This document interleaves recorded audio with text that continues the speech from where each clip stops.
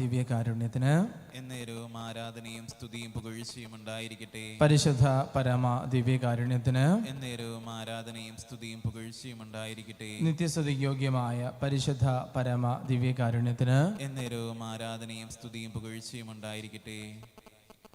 ഈശോയിൽ ഏറ്റവും പ്രിയപ്പെട്ടവരെ, ദിവ്യകാരുണ്യത്തിൻ്റെ മുൻപിൽ ആരാധനയ്ക്കായിട്ട് ഈ കരുണയുടെ മണിക്കൂറിൽ നമ്മൾ ഒന്നു ചേരുമ്പോൾ കർത്താവിൻ്റെ കാരുണ്യത്തെ നന്ദിയോടെ നമുക്ക് ഓർക്കാം. കർത്താവ് നമുക്ക് വേണ്ടി നീട്ടിത്തന്നിരിക്കുന്ന സമ്മാനമാണ് കാരുണ്യം. നിത്യത എന്നേക്കുമുള്ളതിനാൽ കരുണയുടെ സമയം ഞാൻ നിനക്ക് വേണ്ടി കൂടുതലായിട്ട് നീക്കി വച്ചിരിക്കുന്നു എന്ന് കർത്താവ് നമ്മോട് പറയുന്നുണ്ട് ഫൗസ്റ്റീനായിലൂടെ. ഈശോയിൽ പ്രിയപ്പെട്ടവരെ, നമ്മുടെ ജീവിതത്തെ അത് എങ്ങനെയുള്ളതാണെന്ന് നമ്മൾ ചിന്തിച്ചാൽ പോലും കർത്താവിൻ്റെ സമ്മാനമായിട്ട് കരുതി സ്വീകരിക്കുവാനും ജീവിതത്തിൻ്റെ ഓരോ നിമിഷവും കർത്താവിൻ്റെ കാരുണ്യം എന്നെ താങ്ങി നിർത്തുന്നുണ്ടെന്നും പൊതിഞ്ഞു പിടിക്കുന്നുണ്ടെന്നുമുള്ള ബോധ്യത്തിലേക്ക് നയിക്കപ്പെടുവാനും നമുക്ക് സാധിക്കട്ടെ. കർത്താവിൻ്റെ മുൻപിൽ നിൽക്കുമ്പോൾ അഹങ്കരിക്കുവാനോ വൻപ് പറയുവാനോ നമുക്ക് യാതൊരു അവകാശവുമില്ല. കാരണം ഞാനായിട്ട് ഒന്നും നേടിയിട്ടില്ല, പാപമല്ലാതെ. എനിക്ക് വേണ്ടി എല്ലാം നേടിത്തന്നത്, എനിക്ക് വേണ്ടി എല്ലാം സമ്മാനമായിട്ട് തന്നത് എൻ്റെ കർത്താവാണ്. അതുകൊണ്ടാണ് പൗലോസ്ലീഹ പറയുന്നത്, അഭിമാനിക്കുന്നവൻ കർത്താവിൽ അഭിമാനിക്കട്ടെ. 1 കൊരിന്ത്യർ 1:31 അഭിമാനിക്കുന്നവൻ കർത്താവിൽ അഭിമാനിക്കട്ടെ. കാരണം നിങ്ങൾക്ക് എന്തെങ്കിലും ഉണ്ടായിട്ടല്ല, നിങ്ങളുടെ ജീവിതത്തിൽ എന്തെങ്കിലും മേന്മയുണ്ടായിട്ടല്ല ദൈവം നിങ്ങളെ സ്നേഹിച്ചത്. പിന്നെയോ തനിക്ക്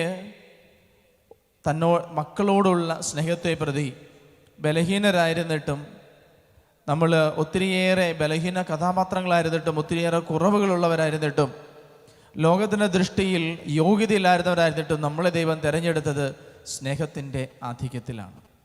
അതിനാൽ ഒരുവനും സ്വന്തം കഴിവിൽ അഹങ്കരിക്കാതിരിക്കട്ടെ എന്ന് വചനം പറയുക. ദൈവം നിങ്ങൾക്കൊരു വീട് തന്നിട്ടുണ്ടോ? ദൈവം നിങ്ങൾക്ക് മാതാപിതാക്കളെയും ജീവിത പങ്കാളിയെയും മക്കളെയും തന്നിട്ടുണ്ടോ? ദൈവം നിങ്ങൾക്കൊരു ജോലി തന്നിട്ടുണ്ടോ? ദൈവം നിങ്ങൾക്ക് സമ്പാദ്യങ്ങൾ തന്നിട്ടുണ്ടോ? ദൈവത്തിന് നന്ദി പറ. നീ നേടിയെന്ന് നീ കരുതുന്നതൊക്കെയും ദൈവം തന്ന ദാനമാണെന്നുള്ള എളിമയോടുകൂടി അതിനെ സ്വീകരിക്കുവാൻ നിനക്ക് സാധിക്കട്ടെ. അതിൽ വലിയൊരു വ്യത്യാസമുണ്ട്. ഞാൻ എൻ്റെ എന്ന് കരുതുന്നതും സ്വന്തമായിട്ട് നേടിയെടുത്തതെന്ന് കരുതുന്നതുമായ കാര്യങ്ങളുടെ മേൽ അധികാരം സ്ഥാപിക്കാൻ ഞാൻ നോക്കും. ഞാൻ ഒരു 100 രൂപ കൊടുത്ത് എന്തെങ്കിലും ഒരു സാധനം വാങ്ങിച്ചു, അല്ലെങ്കിൽ ഒരു ഭക്ഷണം വാങ്ങിച്ചു, അല്ലെങ്കിൽ ഒരു കളിപ്പാട്ടം വാങ്ങിച്ചു. ഞാൻ അധ്വാനിച്ചുണ്ടാക്കിയ, കഷ്ടപ്പെട്ടുണ്ടാക്കിയ 100 രൂപ കൊടുത്ത് ഞാനൊരു കളിപ്പാട്ടം വാങ്ങിച്ചു കഴിയുമ്പോൾ എൻ്റെ മനസ്സിൽ ആത്യന്തികമായിട്ടുള്ള ചിന്ത എന്താണ്? ഇത് ഞാൻ അധ്വാനിച്ച് നേടിയതും എൻ്റെ സ്വന്തവുമാണ്. അതിനാൽ എനിക്കിഷ്ടമുള്ളതുപോലെ ഇതിനോട് പ്രവർത്തിക്കാം. വേണ തല്ലിപ്പൊട്ടിച്ച് കളയാം, വേണ ദൂരെ എറിഞ്ഞ് കളയാം. അതിൻ്റെ മേലൊരു സമ്പൂർണ്ണ അധികാരം ഒരു പക്ഷേ നമ്മൾ ഏറ്റെടുക്കും. എന്നാൽ ഏറെ നാളത്തെ പരിശ്രമത്തിന് ശേഷം ഫലമൊന്നും കിട്ടാതെ നമ്മൾ വിഷമിച്ചിരിക്കുമ്പോൾ ഒരാൾ സമ്മാനമായിട്ട്, എനിക്ക് ഇത്രയും നാൾ കിട്ടാതിരുന്നൊരു കാര്യം, മറ്റാർക്കും ഇല്ലാത്തൊരു കാര്യം, അധ്വാനിച്ചാൽ ലഭിക്കാത്തൊരു കാര്യം എനിക്കൊരാൾ സമ്മാനമായിട്ട് തരുമ്പോൾ നമ്മൾ ഒത്തിരിയേറെ ആദരവോടെ, അല്ലെങ്കിൽ അഭിമാനത്തോടും നന്ദിയോടും കൂടി ആ ഒരു വസ്തുവിനെ പരിഗണിക്കും. കാരണം എനിക്കറിയാം, ഞാനിത് അർഹതയുണ്ടായിട്ട് എനിക്ക് കിട്ടിയതല്ല, ഞാനിത് യോഗ്യത കൊണ്ട് നേടിയെടുത്തതല്ല, പിന്നെയോ എന്നോടൊരാൾ സ്നേഹം കൊണ്ട് തന്ന ഒരു ഗിഫ്റ്റാണ്. ആ വ്യക്തിയോട് നമുക്ക് ആഴമേറിയ സ്നേഹമുണ്ടെങ്കിൽ ആ ഗിഫ്റ്റിൻ്റെ വിലയേക്കാൾ കൂടുതൽ ആ വ്യക്തിയോടുള്ള സ്നേഹത്തെ പ്രതി ആ സമ്മാനത്തെ ഞാൻ പരിപാവനമായിട്ട് കരുതും. അതുപോലെ തന്നെ ദൈവം എനിക്ക് തന്ന സമ്മാനമാണ് എൻ്റെ ജീവിതം. ദൈവം എനിക്ക് തന്ന സമ്മാനമാണ് എൻ്റെ ജോലി, എൻ്റെ കുടുംബം, എൻ്റെ സമ്പാദ്യം, എൻ്റെ മക്കൾ, എൻ്റെ കഴിവ്, എൻ്റെ സൗന്ദര്യം, എൻ്റെ മാതാപിതാക്കൾ, എൻ്റെ വീട്. ഇതെല്ലാം എന്നെനിക്ക് ബോധ്യമുള്ളപ്പോൾ ഞാൻ എൻ്റെ ജീവനെക്കുറിച്ച് അഹങ്കരിക്കില്ല, എൻ്റെ ജോലിയെക്കുറിച്ച് അഹങ്കരിക്കില്ല, സമ്പത്തിനെക്കുറിച്ച് അഹങ്കരിക്കില്ല. കാരണം ഇതൊന്നും ഞാനായിട്ട് നേടിയെടുത്തതല്ല. ഈ ലോകം നമ്മളെ പഠിപ്പിക്കുന്ന വലിയൊരു കള്ളമാണ്, ഇതെല്ലാം നീയായിട്ട് തന്നെ നേടിയതാണ്, നീ തന്നെ നിന്റെ സ്വന്തം കഴിവിൽ വളർന്നു വന്നതാണ്. ഒരിക്കലുമല്ല പ്രിയപ്പെട്ടവരെ, അഗാധമായ ദൈവസ്നേഹത്തിൻ്റെ ദൈവകരുണയുടെ പ്രതിഫലമാണ് എൻ്റെ ജീവിതം. ഒത്തിരിയേറെ ആളുകളുടെ സ്നേഹത്തിൻ്റെയും കരുതലിൻ്റെയും കണ്ണുനീരിൻ്റെയും അധ്വാനത്തിൻ്റെയും വിയർപ്പിൻ്റെയും ഫലമാണ് എൻ്റെ ജീവിതം. അത്രമാത്രം ഒരു എളിമപ്പെട്ട് എൻ്റെ ജീവിതത്തെ ഞാൻ നോക്കുന്ന പക്ഷം നന്ദിയോടെ ജീവിതത്തെ സ്വീകരിക്കുവാൻ എനിക്ക് സാധിക്കും. സുവിശേഷങ്ങളിലേക്കൊന്ന് നോക്കിക്കേ പ്രിയപ്പെട്ടവരെ. കർത്താവ് ഓരോ പ്രാവശ്യവും അപ്പമെടുത്ത് വാഴ്ത്തി മുറിക്കുന്നതിന് മുമ്പ് എന്നാ പറഞ്ഞത്? അവൻ ഉന്നതങ്ങളിലേക്ക് നോക്കി കൃതജ്ഞതയർപ്പിച്ചതിന് ശേഷം, പിതാവിന് നന്ദി പറഞ്ഞതിന് ശേഷം ആ അപ്പം മുറിച്ച് പങ്കിട്ടു. അപ്പം തൻ്റെ കയ്യിലെടുക്കുമ്പോൾ കർത്താവിനറിയാം, താൻ അർഹിച്ചിട്ടോ താൻ അധ്വാനിച്ചിട്ടോ ഒരു പക്ഷെ കിട്ടിയതായിരിക്കില്ല. ഒത്തിരിയേറെ ആളുകളുടെ അല്ലെങ്കിൽ ഒരു വ്യക്തിയുടെ അധ്വാനത്തിൻ്റെ ഫലമാണ് ഈ അപ്പം. ഒരു വ്യക്തി തന്ന സ്നേഹത്തിൻ്റെയും എന്നോട് കാണിച്ച ഔദാര്യത്തിൻ്റെയും ഫലമാണ് ഈ അപ്പം. അത് കയ്യിലെടുക്കുമ്പോൾ അത്രയേറെ ചാരുതയോടെ, അത്രയേറെ നന്ദിയോടെ അപ്പമെടുത്ത്, നന്ദിയോടെ അപ്പത്തെ നോക്കി ദൈവത്തിന് നന്ദി പറഞ്ഞിട്ടാണ് ഈശോ അപ്പം മുറിക്കുന്നത്. അത്രയേറെ ബ്യൂട്ടിഫുൾ ആയിട്ട് ഒരപ്പം മുറിക്കുന്ന ഒരു വ്യക്തി ആരും കണ്ടിട്ടുണ്ടാവില്ല. അതുകൊണ്ടാണ് എമ്മാവൂസിൽ വെച്ച് അവൻ അപ്പം മുറിച്ചപ്പോൾ അവർക്ക് അപ്പം മനസ്സിലായി, ഇത് കർത്താവാണ്. അത്രയേറെ നൈർമല്യത്തോടെ, വിശുദ്ധിയോടെ, നന്ദിയോടെ ജീവിതത്തെ നമുക്ക് കയ്യിലെടുക്കാൻ പറ്റട്ടെ. ഇത് ഞാൻ നേടിയതല്ല. കർത്താവ് ചിന്തിച്ചു കാണല്ലേ, ഒരു രാത്രി അപ്പമില്ലാഞ്ഞിട്ട് തൊട്ടടുത്ത കൂട്ടുകാരൻ്റെ വീട്ടിൽ പോയി അപ്പം യാചിക്കേണ്ടി വന്ന ആളുകൾ, പട്ടിണി കിടക്കുന്ന ആളുകൾ പോലും ഉള്ള ഒരു നാടാണത്.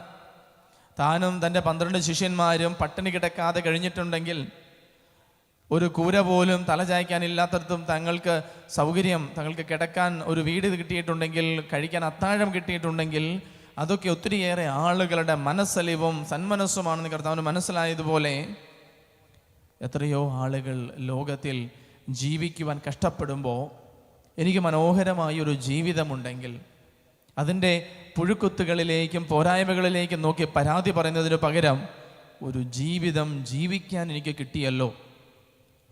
അമ്മയുടെ ഉദരത്തിൽ വെച്ച് തന്നെ കൊല്ലപ്പെട്ടു പോകുന്ന മക്കൾ, ജനിച്ച ഉടനെ തന്നെ ജീവിതം പൊലിഞ്ഞു പോകുന്ന എത്രയേറെ ആളുകൾ, വിചാരിക്കുന്നതിന് മുൻപ് തന്നെ അണഞ്ഞു പോകുന്ന എത്രയോ തിരുനാളങ്ങൾ പോലത്തെ ജീവിതങ്ങൾ. എന്നിട്ടും ഇന്ന് ഈ ആരാധനയിൽ പ്രിയപ്പെട്ട മകനെ മകളെ നീ പങ്കെടുക്കുമ്പോൾ നിന്റെ മനസ്സിൽ ജീവിതത്തെക്കുറിച്ചോ ജീവിത സാഹചര്യത്തെക്കുറിച്ചോ പരാതിയോ പരിഭവമോ ഉണ്ടാകുന്നതിന് പകരം നന്ദി ഉണ്ടാവട്ടെ. സ്വന്തമായിട്ടും സാമർഥ്യം കൊണ്ടും കഴിവ് കൊണ്ടും നേടിയതല്ല നിന്റെ ജീവിതം. ഒരു പക്ഷേ കുഞ്ഞു കുഞ്ഞു കാര്യങ്ങൾ, എൻ്റെ അപ്പൻ എൻ്റെ അമ്മ എനിക്ക് ചോക്ലേറ്റ് വാങ്ങിച്ചു തന്നില്ല എന്ന് പറയുന്ന കുഞ്ഞിൻ്റെ വേദനയ്ക്ക് ഒരു പക്ഷേ അപ്പനോ അമ്മയോ ഇല്ലാത്ത ഒരു കുഞ്ഞിനെ കാണുന്നിടത്തോളം ഉണ്ടാവുകയുള്ളൂ ആ വേദനയുടെ ആഴം. അതല്ലെങ്കിൽ തന്നെ ആരോ തള്ളിപ്പറഞ്ഞതിൻ്റെ പേരിൽ, തന്നെ ആരോ ഇട്ടിട്ട് പോയതിൻ്റെ സങ്കടത്തിൽ കരയുന്ന ഒരു വ്യക്തിക്ക് നാളെ അല്ലെങ്കിൽ മറ്റന്നാൾ മരിക്കുമെന്ന് പറഞ്ഞ് തീരാവ്യാധിയുമായിട്ട് നടക്കുന്ന ഒരു വ്യക്തിയുടെ ജീവിതം കാണുന്നതിനപ്പുറം തൻ്റെ വേദനയ്ക്ക് ആയുസ്സില്ല. കാരണം ജീവിതം എപ്പോഴും ഒരു ദാനമാണ്, സമ്മാനമാണ്. ഞാൻ ജീവിക്കുന്ന ഓരോ നിമിഷവും, ഞാൻ എടുക്കുന്ന ഓരോ ശ്വാസവും, ഞാൻ കഴിക്കുന്ന ഓരോ വറ്റ് ചോറും, ഞാൻ ധരിക്കുന്ന ഓരോ വസ്ത്രവും സ്നേഹത്തിൻ്റെ ഫലമാണ്, കരുതലിൻ്റെ കരുണയുടെ ഫലമാണ്. അതുകൊണ്ടാണ് സുഭാഷിതങ്ങൾ 3 കർത്താവ് നമ്മോട് പറയുന്നത്, കരുണയും വിശ്വസ്തതയും നിന്നെ പിരിയാതിരിക്കട്ടെ, അവയെ നിന്റെ കഴുത്തിൽ ധരിക്കുക, ഹൃദയഫലകത്തിൽ രേഖപ്പെടുത്തുകയും ചെയ്യുക. നിന്റെ എല്ലാ പ്രവൃത്തികളും ദൈവവിചാരത്തോടെ ആകട്ടെ. 6-ാം തിരുവചനം പറയുകയാണ്, അവിടുന്ന് നിനക്ക് വഴി തെളിച്ചു തരും. നിന്റെ എല്ലാ പ്രവൃത്തികളും ദൈവ വിചാരത്തോടെ ആകട്ടെ. നിന്റെ എല്ലാ പ്രവൃത്തികളും. പ്രിയപ്പെട്ടവരെ, കർത്താവിൻ്റെ കരുണയ്ക്ക് വേണ്ടി കരുണയുടെ മണിക്കൂറിൽ നമ്മൾ പ്രാർത്ഥിക്കുമ്പോൾ ഈ 2 കാര്യങ്ങൾ നമ്മുടെ മനസ്സിലേക്കൊന്ന് കൊണ്ടുവരാം. നന്ദിയോടെ, കൃതാർത്ഥതയോടെ എൻ്റെ ജീവിതത്തെ സമീപിക്കുവാൻ, ജീവിതത്തെ നോക്കിക്കാണുവാൻ എനിക്ക് പറ്റുമോ? എൻ്റെ ജീവിതത്തിന് കുറവുകളുണ്ട്, പോരായ്മകളുണ്ട്. എൻ്റെ അപ്പനും അമ്മയ്ക്കും കുറവുകളും പോരായ്മകളുമുണ്ട്. എൻ്റെ ജീവിത പങ്കാളിക്കും മക്കൾക്കും കുറവുകളും പോരായ്മകളുമുണ്ട്.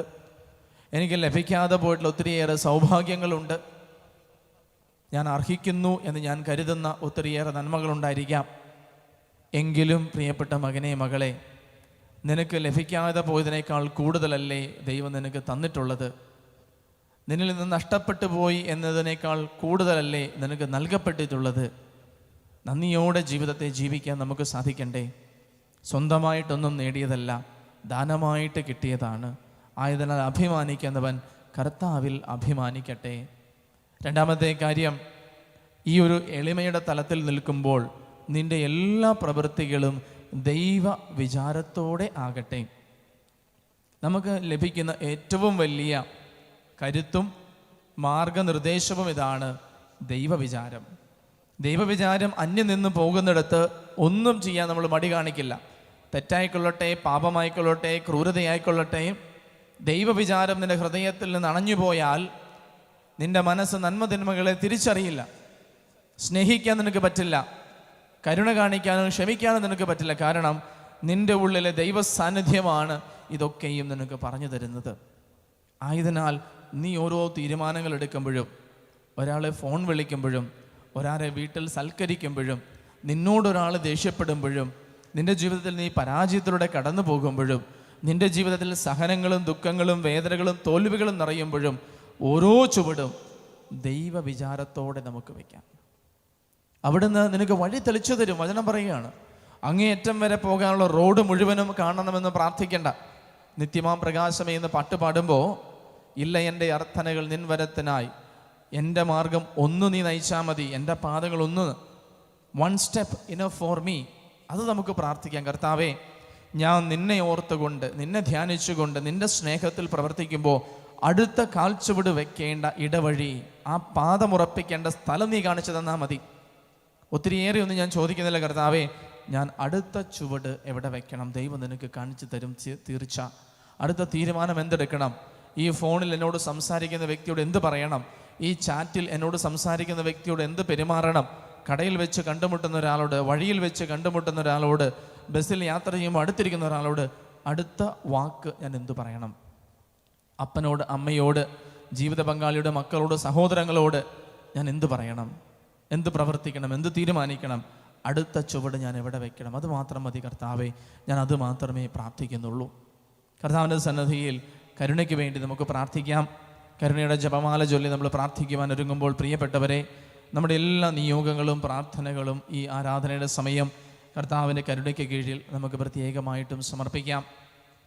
വളരെ പ്രത്യേകമായിട്ടും കർത്താവെ, ലോകമാസകലമുള്ള എല്ലാ പാപികൾക്കും വേണ്ടി പ്രാർത്ഥിക്കുന്നു. പാപത്തിൽ, തഴക്കദോഷങ്ങളിൽ, ദുശ്ശീലങ്ങളിലൊക്കെ അടിമപ്പെട്ടു പോയ ഞങ്ങളുടെ സഹോദരങ്ങൾക്ക് മാനസാന്തരത്തിനുള്ള വഴി തെളിച്ചു കൊടുക്കണമേ.